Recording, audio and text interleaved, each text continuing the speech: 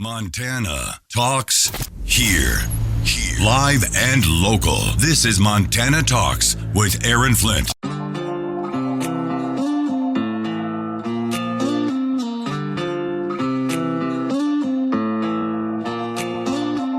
Serving the great state of Montana. From the peaks of the Beartooths to the banks of the Clark Fork River. Montana Talks with Aaron Flint. We're going to have to do this every Tuesday now whenever John Jackson, the Joker from Twitter, is with us here. Well, John, that's right, John. You know, do the fake news anchor on TV talking back and forth. Well, John, like they used to do on The Daily Show back in the day.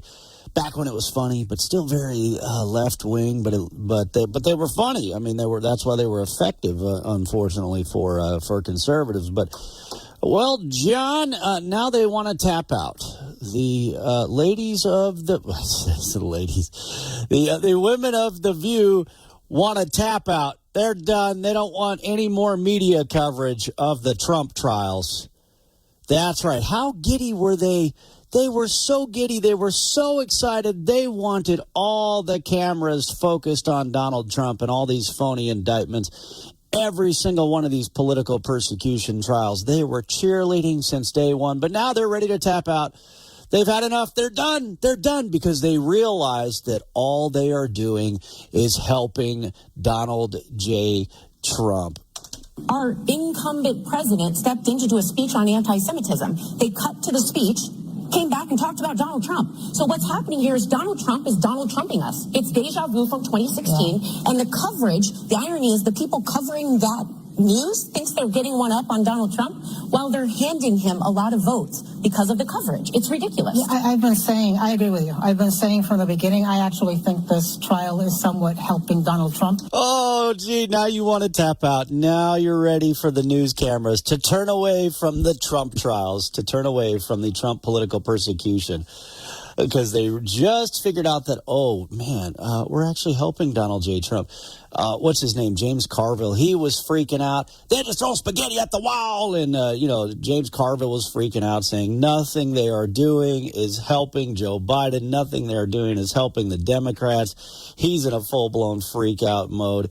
If they only would have listened to us, if they only would have listened to all of us all across America, you realize you guys are only going to strengthen Donald J. Trump by doing this, right? But nope, they didn't want to listen to us. We're just a bunch of deplorables out here. What's the other word they're using for us now? There's some other terminology they're using for us now. I think it was brought up in the Jesse Waters program segment with Doug Burgum, the North Dakota governor, last night. There, Nancy Pelosi used some other terminology to describe you and I. Fareed Zakaria with CNN, he made another point, throwing cold water on the Trump political persecution trial. And the trials against him keep him in the spotlight, infuriate his base, who sees him as a martyr, and even may serve to make him the object of some sympathy among people in general who believe that his prosecutors are politically motivated. This happens to be true, in my opinion. I doubt the New York indictment would have been brought against a defendant whose name was not Donald Trump. A majority of Americans are skeptical that Trump will be able to get a fair trial, according to a CNN poll. All right, there you go. Oh, yeah, that's right, Travis. Poor souls. I think that's what Nancy Pelosi referred to us as, like the sea witch in The Little Mermaid, you poor unfortunate souls. Securing America. The Justice Department's Election Threats Task Force met Monday as the run-up to the November presidential election continues. Attorney General Merrick Garland highlighted a disturbing pattern concerning those who staff elections. We have seen a dangerous increase in violent threats against public servants, the ones who administer our elections. Those threats endanger our democracy itself. Garland stating that's just a portion of what the DOJ is looking out for. It includes our national security divisions and the FBI's work to protect our elections from national security threats, including malign foreign influence and cyber-enabled campaigns. Deputy Attorney General Lisa Monaco expanded on the cyber threats. The most disruptive of which is artificial intelligence, emboldening those threatening election workers and the integrity of our elections. Kevin Uretsky, Fox News. Here's a look at your real weather for Billings and Bozeman. Mostly with cloudy skies today, along with some scattered showers and a few thunder showers in some areas as well. High temperatures from 63 in Bozeman to about 69 in the Billings area. For tonight, looking at some more scattered showers, a few thunder showers as well. Low temperatures in the mid to upper 40s. And then the outlook for Wednesday calls for breaks of sun with an isolated shower chance, with high temperatures staying up near 70. This is weatherology meteorologist Paul Trombley.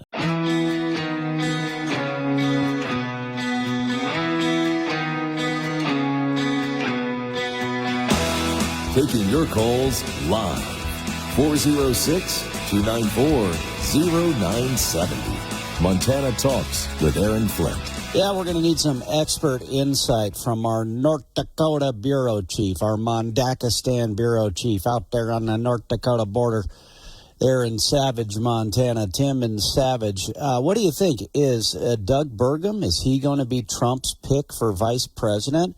I would actually, if I were a betting man, I would say Burgum would be more likely to be like an energy secretary. Trump was praising him on energy issues in particular, but they, of course, have had speculation that Doug Burgum could be Trump's VP pick since Doug Burgum was featured so prominently at this 100,000-plus person rally in New Jersey over the weekend for President Trump. But anyway, Doug Burgum was on with Jesse Waters last night on Fox News, and right before I get to this clip, Jesse Waters had played this soundbite from Nancy Pelosi. I think she was at Oxford, and she was, saying how stupid those of us everyday Americans are.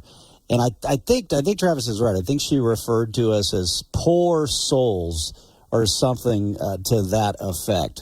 All right, Governor, why do you believe Trump's surging? Well, I did take a look at that Pelosi clip you just had where she calls poor souls. But when I'm standing there in New Jersey looking at all these patriots are there, what I'm seeing is the best of America. People can slice and dice this as across demographic groups. But if you look at the theme of who is there, it's families and it's people who work for a living. And they were on the motorcade in, they were lining the streets for miles before you even got to that venue.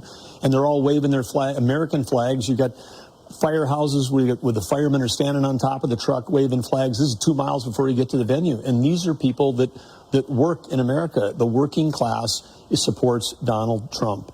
And they're not the poor souls. They're the people that care about their communities. They care about their families. They care about the future of this country. And they can see through, all of the stuff that's being pushed on them. They're not watching the Sunday shows, are they? No, they've never heard of them. They don't know who's on them, and they don't care about that. Yeah, that's right. See, we are the poor souls out here, according to Nancy Pelosi, as she talks down about Americans. And I think the clip, if I'm not mistaken, she was at Oxford.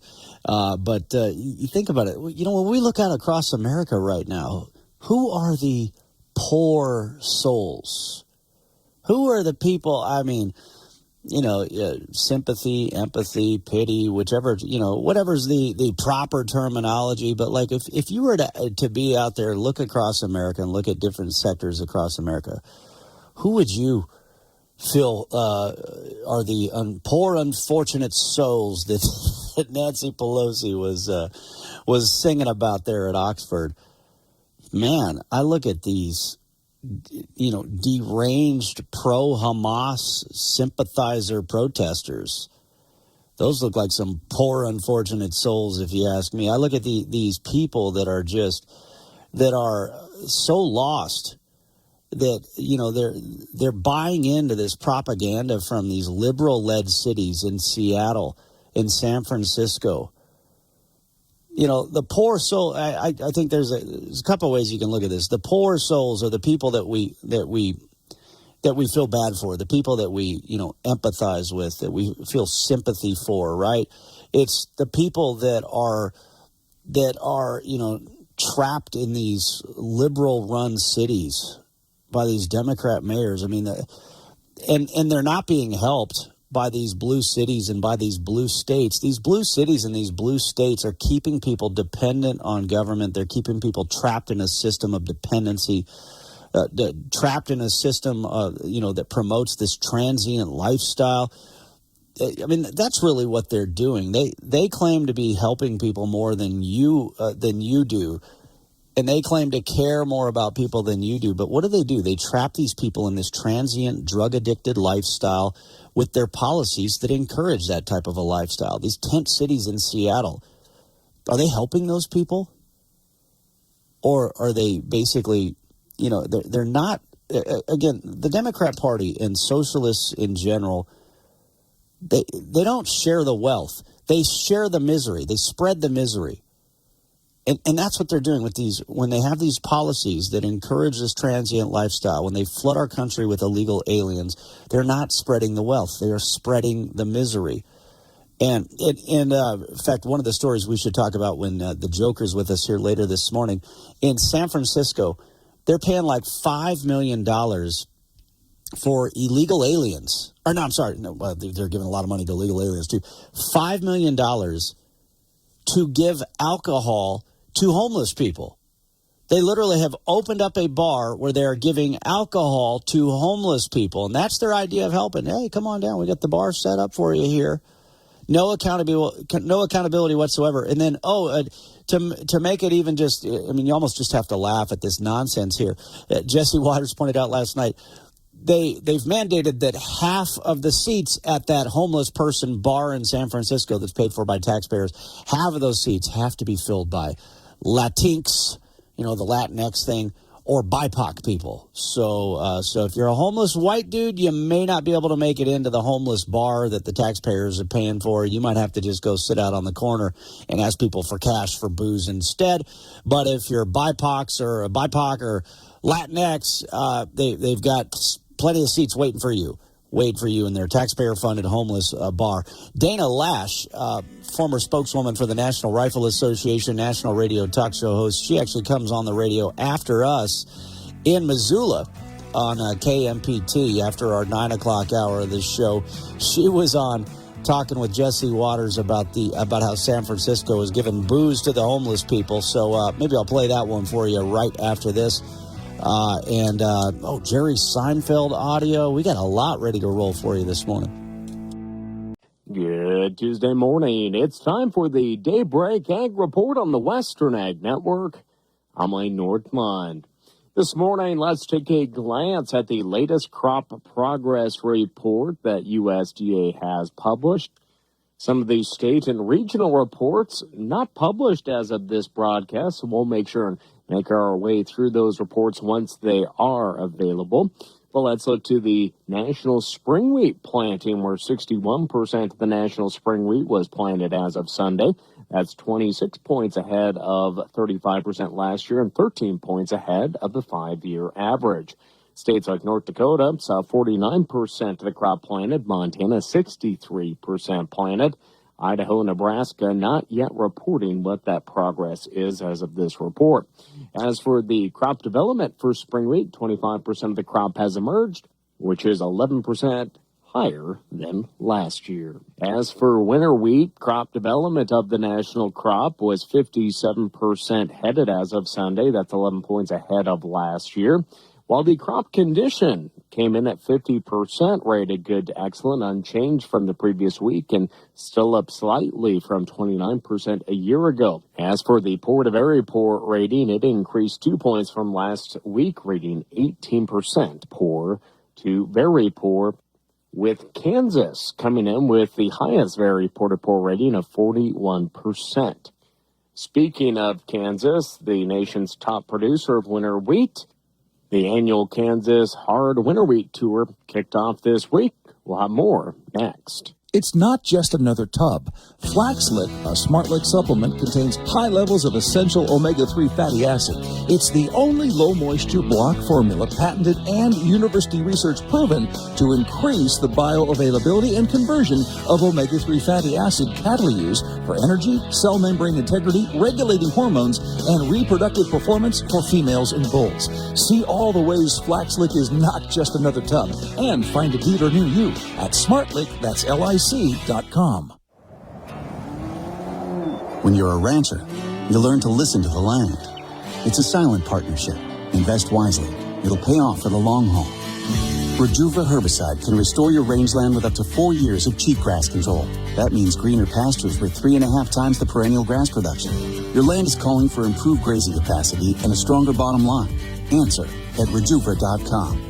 Always read and follow label instructions. Rejuva is a trademark owned by Environmental Science, US LLC, or one of its affiliates. Not all products are registered in all states. Returning back this morning, nearly 75 participants are taking part in this year's Hard Winter Wheat Tour of Kansas. Collectively, the group will travel thousands of miles across Kansas and into southern Nebraska and northern Oklahoma. Along the way, they will stop at hundreds of wheat fields and assess the crop's condition and quality, estimating overall yield potential while noting the presence and severity of insects and diseases.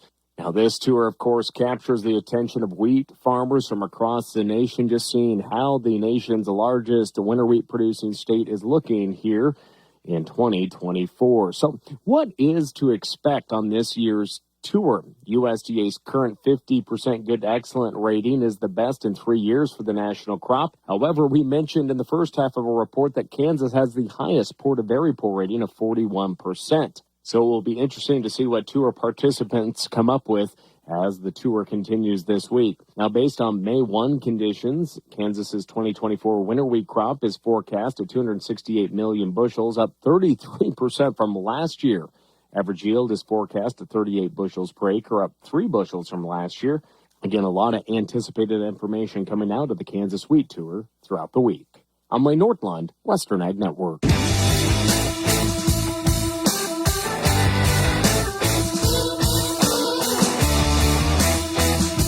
This is where Montana talks. Montana Talks with Aaron Flint. Yeah, let's see. We had a couple of messages come in here on our Montana Talks app. Jay in Billings. Well, let me get to that one in a second. First, Tim in Savage talking about North Dakota Governor Doug Burgum. Will he be Trump's vice presidential pick? Our expert insight from the Mondakistan border right there on the edge of North Dakota, don't you know? Tim says, nope, not VP, Secretary of Energy. Yeah, that would be my guess there as well, Tim. Anyway, pretty interesting to see, somebody from North Dakota getting featured prominently in a presidential campaign rally all the way back in New Jersey. Jay in Billings sent us a couple of messages here. LOL, James Carville and The View on the scales of absurdity, top of the chart in entertainment value, particularly for brains full of mush. Jay says this about the story out of San Francisco. Here's the headline for you. San Francisco under fire for program giving booze to homeless alcoholics. Where's the recovery in all of this?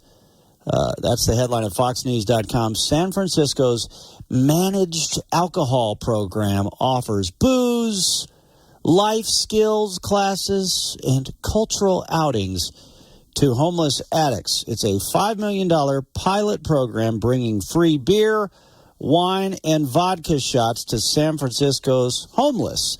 Here's Dana Lash. She was on with Jesse Waters last night. I don't know if it's like top shelf or not, but apparently they have wine to choose from. They have a certain amount of brews. You also get some vodka. I don't know what other spirits are being offered, and it's limited to like 2 or whatever a day. And I mean, this is all taxpayer funded. Now, case in point, remember, Jesse, Gavin Newsom has been bragging that California is the model for the nation for Democrats. On his watch, they went from $100 billion surplus because they were taking in over $50 million something in taxes for 1 year. Now they're running something like a $46 billion deficit, half of which, according to this legislative analyst audit, was spent on these homeless programs that they didn't even bother tracking. This, Jesse, is the only one that they actually tracked, probably because it has to do with their favorite meal, Democrats in California, liquor. So this is insane. That's the model for the nation. Yeah. So everybody needs to pay attention to that because that's your option in November. I wonder if the Pelosi Vineyard has the contract for the Hair of the Dog San Francisco Alcoholics Program. Right. I would wonder if she's down there serving, but she's probably partaking secretly, maybe perhaps in the back. But that's what you get. There's no accountability, as you said. Unbelievable. All right, well, if we are ever out in that neck of the woods, we're definitely going to have a camera come visit the happy hour in the homeless shelter. Right. I got to see where the taxpayer money's going. Unbelievable. It's going down their throats, we know. Thank you. Yeah, $20 million over 4 years. $20 million has already been spent on the Booze for the Homeless program in San Francisco. Fox News, I'm Gianna Gelosi. Secretary of State Antony Blinken meeting with Ukrainian President Volodymyr Zelensky in Kyiv earlier this morning during an unannounced visit to Ukraine. A strong, successful, thriving, free Ukraine is the best possible rebuke to Putin. China says Russian President Vladimir Putin will visit China later this week. Former President Trump's former fixer Michael Cohen turning on the former president yesterday, implicating him in a scheme to buy Stormy Daniels' silence about an alleged affair ahead of the 2016 election. Cohen told the jury Stormy Daniels' story of having sex with the former president hit their inner circle like a bombshell. He said Trump told him, quote, "This is a disaster, a total disaster. Women are going to hate me. This is going to be a disaster for the campaign." Fox's Eric Shaw. Mr. Trump will be joined in court by House Speaker Mike Johnson today. America's listening to Fox News. All right, we got the phone lines open for you, 406-294-0970, or as you've heard, you can send us a message on our Montana Talks app. That's a great way to get a message to us. I try to check email as much as possible sometimes, but of course, when I'm sitting here yapping at you, I'm not checking email. So if you message us on the Montana Talks app, our producer Travis gets it, and then he'll bring it in to our studio here so we can read your message over the air. Or if you don't want us to read it over the air, you just want to share info with us, you can do that as well. Let's see. Here's another important point on this whole story about San Francisco giving booze to homeless alcoholics. Here's what Tom Wolfe, the founder of the Pacific Alliance for Prevention and Recovery, told Fox and Friends First earlier this week here. He says, quote, "It's not a good idea. Not when you consider the fact that over the last 4 years, San Francisco spent $20 million to basically service a total of a couple of hundred people by giving them free vodka and beer. For that amount of money, we could have funded 60 drug treatment beds instead." So he says, you really have to ask, where's the recovery in all of this? What is the desired outcome of this program? They say it'll save money, but we just spent $20 million over the last 4 years. You really have to ask, is it saving money and is it making a difference? Now, here's the deal. You look at the San Francisco-style liberals that are now running the city of Missoula, and it certainly makes you wonder how soon before they start a program like this in Missoula. You know what I'm saying? Because it seems like the Missoula Democrats sure love to import the crazy ideas of California liberals. There's virtually no difference between some of the crazies in the Missoula Democrat Party and what is being pumped out of places like San Francisco, California. Painful, though, when you think about how they just keep people trapped in these types of lifestyles. We talk about pain a lot here. Some of you are dealing with pain in your knees, pain in your hips, pain in your lower back, and you're doing everything you can. You want to dodge surgery. Sometimes you got to get surgery, but if you can, you want to dodge surgery. And, hey, you don't want to be stuck on those painkiller drugs either because, man, you just don't feel good when you're on those drugs. And then some people have the risk of getting addicted to them. So let me tell you about a natural treatment solution. QC Kinetics is the nation's leader in regenerative medicine. That's where they take the healing properties that are already in your body and they put them directly into those achy joints. So you can, get over the pain without surgery and without drugs. Give QC Kinetics a call today for a free consultation, 406-201-6263. That's QC Kinetics for a free consultation, 406-201-6263. Yeah, they've now got a clinic here in Montana. They've got hundreds of clinics all across the country, but they're in Montana now.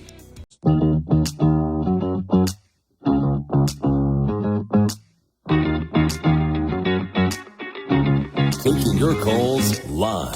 406-294-0970. Montana Talks with Aaron Flint. Well, I run a nonprofit organization. Oh, you're such a hero. Wow. Oh, you run a nonprofit organization. Now, look, as we all know, there are several great nonprofit organizations out there that are doing great things, right? So I don't need to virtue signal with you. We all know this, right? But think about how many nonprofit organizations out there. Oh, I just run a little lowly nonprofit organization. Alms for the poor, alms for the poor. As they rake in millions and millions and millions of dollars and give themselves very nice salaries. Who is profiting from the human trafficking operation on our southern border right now? When I say profiting, I mean profiting. Yes, the nonprofits are profiting off of the human trafficking operation that is taking place on our southern border right now. Oh, they just care for people. They're just trying to help people. Yeah, BS. If they actually cared for people, they would not be facilitating a human trafficking, drug trafficking, sex trafficking operation on America's southern border right now. If they actually cared for people, they wouldn't be bringing in the illegal aliens into this country that are committing crimes, that are targeting Native American women and the Mexican, and they would not be aiding and abetting the Mexican drug cartels that are flooding our streets with fentanyl and methamphetamines. So who's profiting from this here? Who's profiting from this here? Wait till you hear this story. The Washington Examiner, the nonprofit organizations profiting from Biden's border crisis. I'll tell you about that here in just a second. But first, we've got Tim in Savage on the phone lines right now. Tim, what's going on? Hey, good morning. Beautiful day out here in Mondakistan. The sun is up. We got some rain last night. Everything is green. What could be better? It sounds great. Yeah, same out here. I saw some moisture on my windshield this morning. So, yeah, listen to those squawk boxes on The View. Now they don't want to see any Trump trial. Now they're starting to realize it. It's been driving me nuts. They're trying to prosecute the man for a moral decision, for nothing that is illegal. I mean, have they totally forgotten about whatever Bill and Monica may or may not have done with DNA evidence in the Oval Office? But that's between two consenting adults. But if a candidate might have done something somewhere else, then we have to throw them in jail for that. It doesn't even make any sense how this has even gotten to trial, how any judge even took the case and said, yes, we can proceed with this. Yeah, how funny is it that now these cheerleaders on The View who were cheering on every single one of these political persecution trials against Trump, they wanted to see all these phony indictments. But now that they see how much it's helping Donald J. Trump with the American people and with the polls, it's only skyrocketing the support even further. Now they want to tap out. They're done. Let's stop it. Stop media. Stop covering these Trump trials. You're only helping him. Well, and the sad part about all of this garbage is that it might be working in some areas. And I believe anybody who's paying attention truly believes and is seeing that it is benefiting Trump. But for a person who's not paying attention, I happened to sit with someone last night and they made a comment that said, how could he possibly be president again with all of those indictments against him? And I didn't have the time or the energy to explain that not a single one of them is true. It's all bogus. I mean, you can literally sue anybody for anything in this country and get an indictment, but just because you got an indictment doesn't mean there's actually been any crime committed, and much less anything that could actually be convicted upon. And so it might be gaining ground with some people, but these are the same people that walk across the stage at Columbia and then they tear up, or was it Columbia or which university was it? Somebody made a big deal about shredding their diploma in front of everybody on the stage and these college protests. I mean, talk about privilege. I mean, those little kids are just going to get smacked when the real world hits them. Yeah, I've got a great soundbite here from, I got to look at the time hacks. I guess it's not edited here, but I got a great soundbite here from Jerry Seinfeld. Did you see he gave a commencement address at Duke University? And then, of course, some of the poor, unfortunate souls, they walked out of a Jerry Seinfeld commencement address. You know, there's a lot of graduation ceremonies I wouldn't even want to walk into because they're just so boring. But if Jerry Seinfeld, that's the one you don't walk out of, right?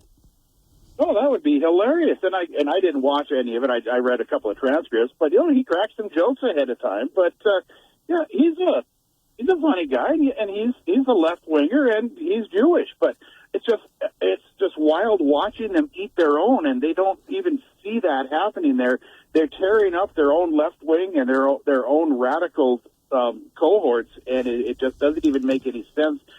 I can't remember, it might have been on Bongino or somebody, or Hannity. Somebody was called in and said, well, you shouldn't be calling them kids. These are adults. They need to be taking responsibility for their actions. And there's one part of me that kind of agrees and says, yeah, technically they are adults, but when you act like a toddler, you are going to be called a kid and treated like a toddler. And so I think just because they are of a certain age.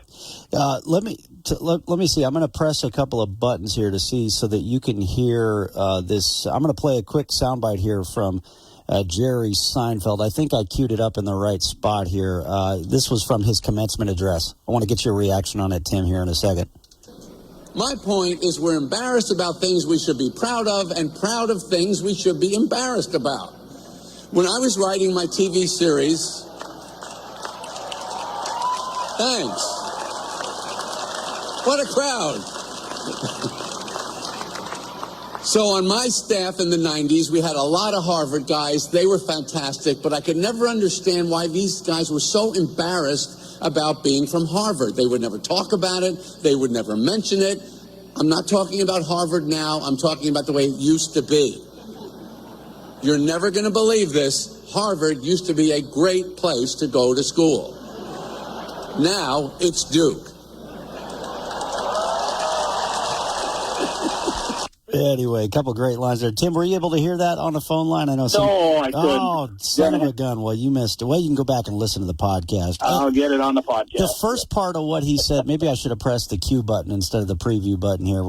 Anyway, the first part, he says, we're embarrassed about things we should be proud of, and we're proud of things we should be embarrassed about. And I just thought that was such a great, that kind of describes where we are in this country right now. Oh, exactly. Yeah, you coming up on Memorial Day here in a couple of weeks. I mean, we've got a VFW auxiliary meeting today, and we're making our final plans for the big event here in Sydney at Veterans Memorial Park, and all of those things that I'm just so grateful for where we are, because these are things that we should be proud of, and we will be proud, and we will honor those veterans and the people who have sacrificed. But we won't have any of that garbage. But I'm just wondering what's going to go on around the country. I mean, are there going to be incidents around the rest of the country of vandalizing veterans memorials and vandalizing cemeteries and things like that? And yet the far left looks at these college protesters, and they're just so proud of the activism from these what Rush used to call the young skulls full of mush. Yeah, they're proud of things they should be embarrassed about, and embarrassed about things they should be proud about. That was such a great line by Jerry Seinfeld.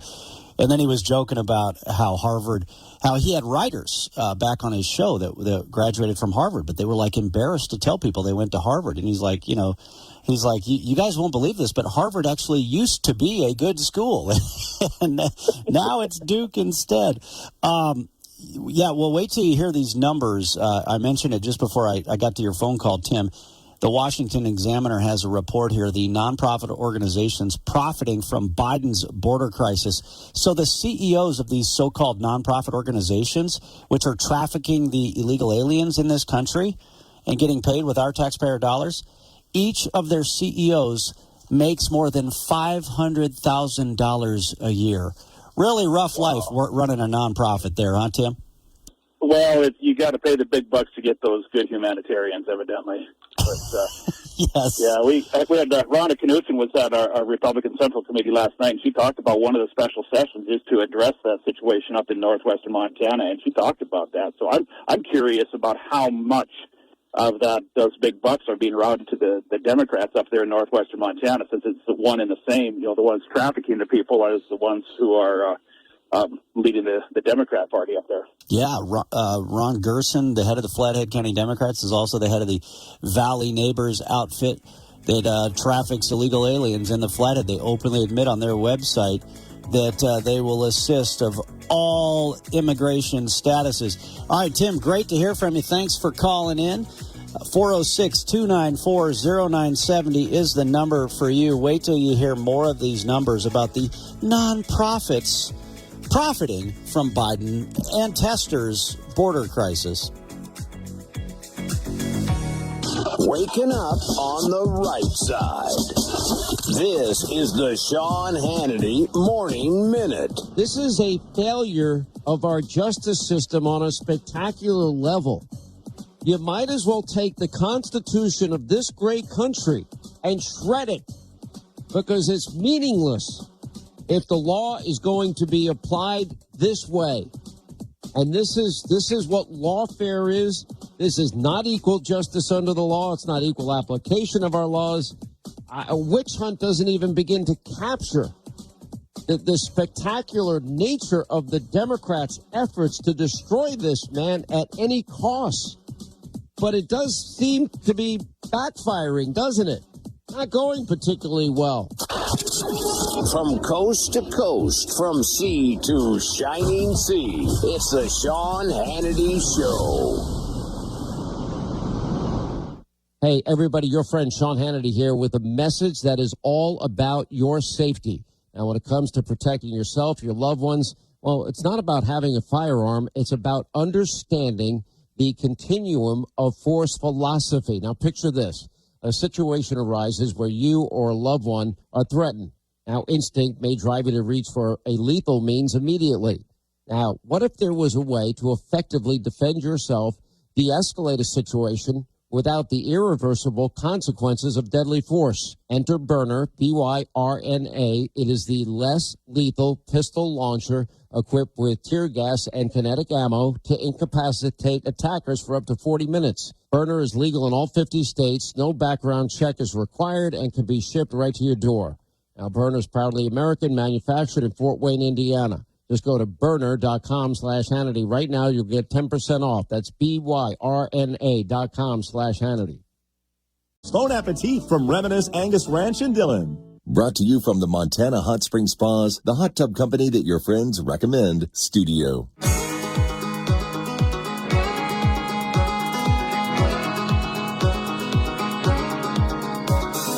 Talking about the issues that matter to Montana, statewide. This is Montana Talks with Aaron Flint. All right, here we go. The Washington Examiner, the nonprofit organizations profiting from Biden's border crisis. This story just came out at 1 o'clock this morning.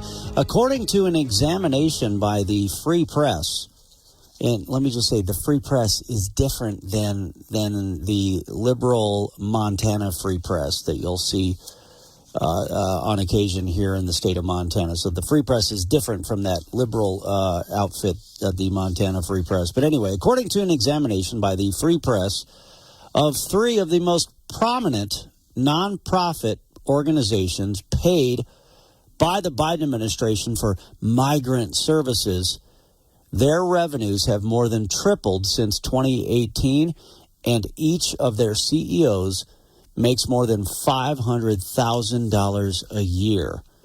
One of them, Global Refuge, saw its revenue rise from $50 million in 2018 to more than $200 million in 2022.